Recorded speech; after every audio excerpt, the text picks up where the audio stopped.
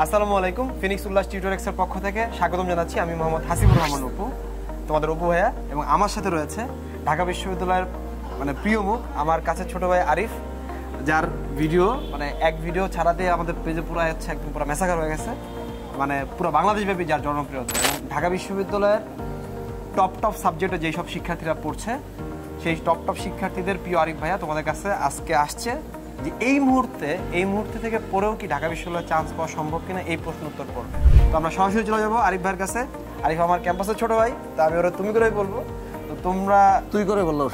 আচ্ছা আরিফ, তোর কাছে আমি প্রথমেই জানতে চাবো যে আসলে এই মুহূর্তে থেকে পড়লে কি চান্স পাওয়া সম্ভব? অবশ্যই সম্ভব নয়। কেন এখনো আমাদের হাতে কেন মনে হচ্ছে যে এই মুহূর্তে থেকে পড়লে সম্ভব? যে ধর কিছু পড়ে নাই, জাস্ট নরমাল একটা জিপিএ 3.5 বা 4 বা 4.5, এটা নিয়ে তো একদিন কথা বলেছি মনে হয় আমরা, না? যে বলেছিলাম যে যদি রেজাল্ট কম হয়ে থাকে সেক্ষেত্রেও তার রেজাল্টের খুব একটা ইম্প্যাক্ট পড়বে না। কারণ এক্ষেত্রে দেখা যায় যে 3-4 মার্কস বা 5 মার্কস কম থাকে, 3.5 পেলেও 5 মার্ক কম থাকে। তো 5 নাম্বার যদি কম থাকে তাহলে ওর 5 নাম্বার বেশি উঠালে হয়ে যায়। তাহলে এক্ষেত্রে আর টাইম এখনো যথেষ্ট রয়েছে, 2.5 থেকে 3 মাসের মতো টাইম রয়েছে। হ্যাঁ, এবং আমরা যেখানে দাঁড়ায় আছি যে ফার্মেসি ডিপার্টমেন্ট পাশে হচ্ছে আমাদের মাইক্রোবায়োলজি ডিপার্টমেন্ট, এবং মাইক্রোবায়োলজি ডিপার্টমেন্টে আমার বন্ধু ছিল, ও হচ্ছে 4 এর কাছে ছিল রেজাল্ট, ও কিন্তু চান্স পাইছে এবং পাওয়া সম্ভব। আচ্ছা, আমি আরেকটা কোশ্চেন তোর কাছে একদম ফ্র্যাঙ্কলি জিজ্ঞেস করব যে এখন আসলে কয় ঘন্টা পড়া উচিত? অনেকে আছে যে ঘুম টুম বাদ দিয়ে একদম পুরো সারাদিন রাত ধরে পড়ার চিন্তা ভাবনা করতেছে, অসুস্থ হয়ে যাচ্ছে, আবহাওয়া চেঞ্জ হচ্ছে।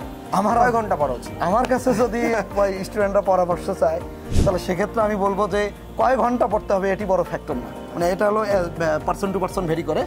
তাহলে সেক্ষেত্রে বলা যেতে পারে যে সবকিছুর মাঝেই আসলে পড়ালেখাটাকে করা উচিত, একটু মজাদার উপাদানে তৈরি করা। তুমি সবকিছুই করো, অপশনাল হিসেবে ফাঁকে পড়ালেখা করো, এভাবে করো তোমার কতটুকু প্রয়োজন সেভাবে তুমি একটা টার্গেট নির্ধারণ করো, রেগুলার কতটুকু পড়বা। যদি তোমার 16 ঘন্টা লাগে, 16 ঘন্টা পড়া, যদি তোমার 3 ঘন্টা হয় তুমি 3 ঘন্টা পড়ো। তো এখন আমরা যেহেতু স্পেশালি টার্গেট করতেছি যাদের হচ্ছে পড়াশোনা করে নাই, এখন চিন্তা করতেছে যে এই 3 মাস খুব ভালোভাবে পড়বে। তো ঢাকা বিশ্ববিদ্যালয়ে কেন চান্স পাওয়া লাগবে সেগুলো তো আমরা বলছি, আমরা এটাও বলছি যে কম জিপিএতে চান্স পাওয়া সম্ভব। তো এটা বললাম মাত্র যে কতক্ষণ পড়া উচিত, কোন স্ট্র্যাটেজিতে পড়লে আসলে স্ট্র্যাটেজিটা কেমন হওয়া উচিত। এখন সব মিলে সময় আছে 80 দিন, আমাদের ভিডিও আপলোড যেতে হয়তো বা 60 দিন থাকবে। কোন স্ট্র্যাটেজিতে ফলো করলে আসলে সে এই ইউনিটে কিংবা বি ইউনিটে বিভাগ পরিবর্তন সাবজেক্টে? আমি একটু মজা করে স্টুডেন্টদেরকে সাধারণত ক্লাসে বলে থাকি যে সফলতাই মূল উদ্দেশ্য, জ্ঞান অর্জন করা নয় এই অ্যাডমিশন জার্নির ক্ষেত্রে। তো এক্ষেত্রে অনেক জানলাম, পারলাম না কিছুই। তুমি যদি জ্ঞান অর্জন করতেই চাও তাহলে তোমার জন্য 12 বছর টাইম ছিল।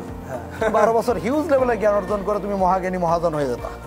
এখন হচ্ছে যে যাতে প্রশ্ন আসবে সেগুলো তোমাকে মনে রাখতে হবে যে কিভাবে তুমি কোনটা বললে কমন পড়বে, তোমার X মার্কস বাড়বে, একটা করে নাম্বার বাড়বে, তুমি এভাবে চিন্তা করবে। আমাদের প্রিমিয়াম কোর্সে তো সাধারণ সময় তুমি ছিলা, যে আমরা যেভাবে যে মডেলে সাজাইছি যে আমরা 80-20 টপিক, যে 20% জায়গা থেকে 80% টাইম কোশ্চেন, সেই ব্যাপারে আসলে আমাদের কোর্সে তোমার গ্রহণযোগ্যতা কত? তোমার যদি একটা ছোট ভাই থাকতো তারা কি তুমি আমাদের কোর্সটা এনরোল করাই দেখি? অবশ্যই, কেন করাবো না। আর বিশেষত্ব কি মনে হয়েছে? বিশেষত্ব হলো যে যতটুকু প্রয়োজন হবে ঠিক ততটুকুই আপনি আয়োজন করেছেন। Very good. কারণ এই টাইমে 3 মাস পরে তো সে মহাজ্ঞানী হয়ে যেত না। মহাজ্ঞানীরা আমরা দেখতে পাই চান্সও পায় না। ইনফ্যাক্ট বিসিএস এর বেলা আমরা দেখতে পাইছি যে বিসিএস সে তো যাই হোক, খুব ভালো লাগলো তোমার মূল্যবান সময় আমাদের সাথে দেওয়ার জন্য। এবং তোমাদের আরিফ ভাইয়া যে হচ্ছে আমাদের কেমিস্ট্রি ডিপার্টমেন্টের হেড, সে কেমিস্ট্রি ডিপার্টমেন্টটা দেখবে। 10টা ক্লাস রাখা যেতে পারে। 10টা ক্লাস আসলে তোমার কাছে কি মনে হয় 10টা ক্লাস কি ওদের জন্য এনাফ? আর এই আমি মনে করি 80% নাম্বার আমি তাদেরকে কমন ফেলিয়ে দিব ইনশাআল্লাহ। 80% নাম্বার মানে আমরা কিন্তু যে তুমি কোর্সে দেখছিলাম না যে আমাদের এই কোর্সের থেকে যদি এই টপিকগুলো থেকে যদি 70 থেকে 80% কমন না পড়ে, আমরা চ্যালেঞ্জ দিয়ে বলতেছি ওই টাকা আমরা রিটার্ন পাঠাই দিব। কারণ আমাদের সব ডকুমেন্টস থাকতে হবে, বিকাশে টাকা পাঠাবে। আমরা গভর্নমেন্ট লাইসেন্স করা প্রতিষ্ঠান, সো আমরা ঢাকা বিশ্ববিদ্যালয়ে পড়ি। আমার নাম সার্চ দিলে গুগলেও পাওয়া যায়, আরিফ ভাইয়ের নাম সার্চ দিলে দিশে পাওয়া যাবে। সো দ্যাটস হচ্ছে আমরা যদি কমন না পড়ে তুমি তো অন্য জায়গায় পড়তেছো, আমাদের এই কোর্সটা তোমার সাথে একটা সহায়ক হতে পারে ইনশাল্লাহ। বিজয় তোমার সাথে দেখা হবে ঢাকা বিশ্ববিদ্যালয়, এই ক্যাম্পাস, এই লালবাস, এই টিএসসি আমার অপেক্ষায়। ভাই আরেকটা কথা, আমরা যতই সুন্দর করে কোর্স রেডি করি, যত সুন্দর করেই পড়াই, সবার আগে দরকার স্টুডেন্টের আগ্রহ। তার একটা দৃঢ় প্রত্যয় লাগবে যে ঢাকা বিশ্ববিদ্যালয়ে তাকে পড়তেই হবে। আমি তো ক্লাসে এই কথাটা বলতাম যে আমি চাইতেছি তোমার চান্স পাইতে, আর স্টুডেন্ট চিন্তা করতেছে দেখি আমার কেমন চান্স পায়, তাহলে তো হবে না। ওর আগ্রহ থাকবে, আমরা একটু শর্টকাটে তাকে মজা করে জিনিসগুলোকে তার মস্তিষ্কে প্রবেশ করাবো, সহজ হয়ে যাবে। শিক্ষার্থীদের জন্য তোমার কোনো কিছু বলার আছে শর্টে? শিক্ষার্থীদের বলার যে এখন টাইম খুবই সংক্ষিপ্ত, এখন আর টাইম লস করার কোনো ধরনের সুযোগই আপনার হাতে নেই। সুতরাং আপনার খুব দ্রুত প্রত্যেকটি মুহূর্তকে কাজে লাগাতে হবে এবং এই 3 মাসের জন্য আপনি ঘরে বন্দী হয়ে যান।